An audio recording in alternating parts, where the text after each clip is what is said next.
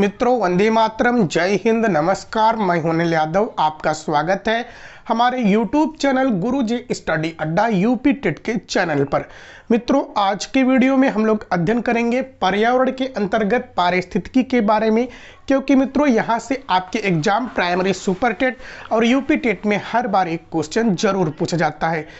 तो चलिए मित्रों शुरू करते हैं। हम बात करें मित्रों पारिस्थितिकी की, तो पारिस्थितिकी को अंग्रेजी में इकोलॉजी कहते हैं। और मित्रों जो इकोलॉजी शब्द है यह ग्रीक भाषा का शब्द है और ग्रीक भाषा के दो शब्दों से मिलकर बना हुआ है, ओइकोस और धन लोगोस से।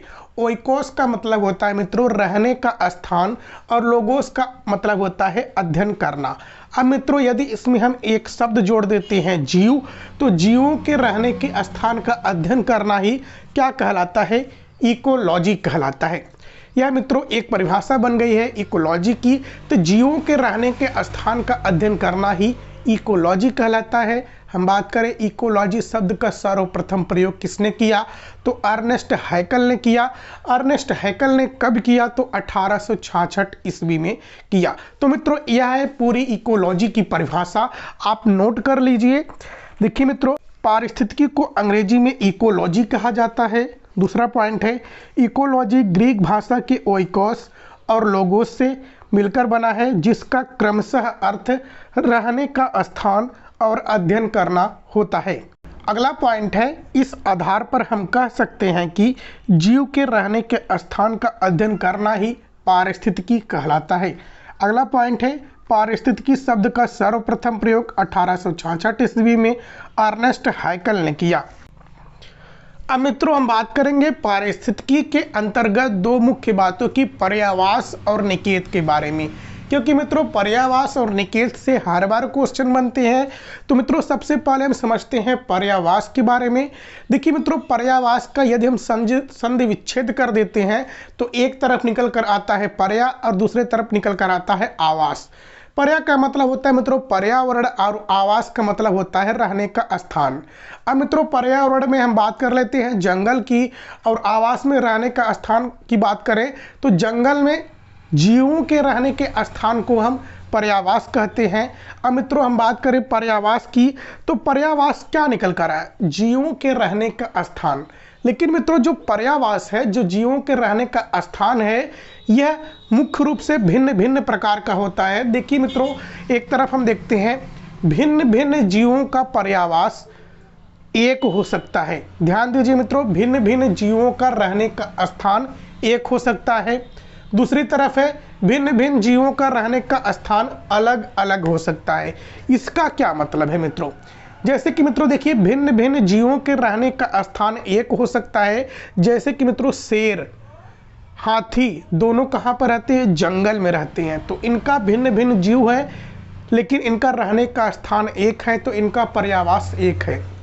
भिन्न भिन्न जीवों का रहने का स्थान अलग अलग हो सकता है, जैसे कि मित्रों हाथी जंगल में रहता है लेकिन व्हेल मछली कहाँ रहती है? समुद्र में रहती है।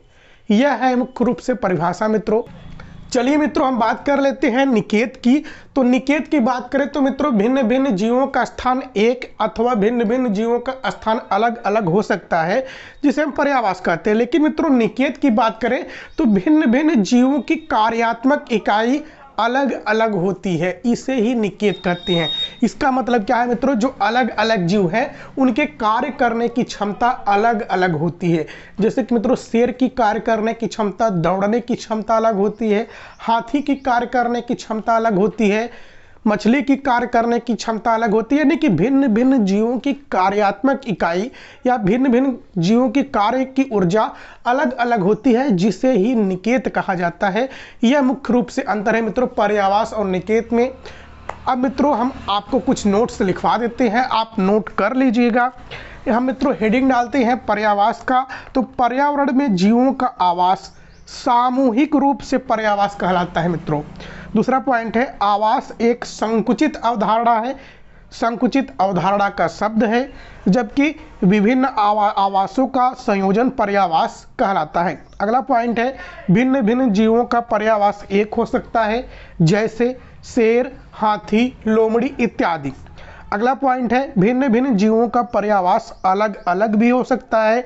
जैसे शेर जंगल में रहता है, व्हेल मछली समुद्र में रहती है, कीड़े घास खाते हैं, मनुष्य मैदानी भागों में रहता है।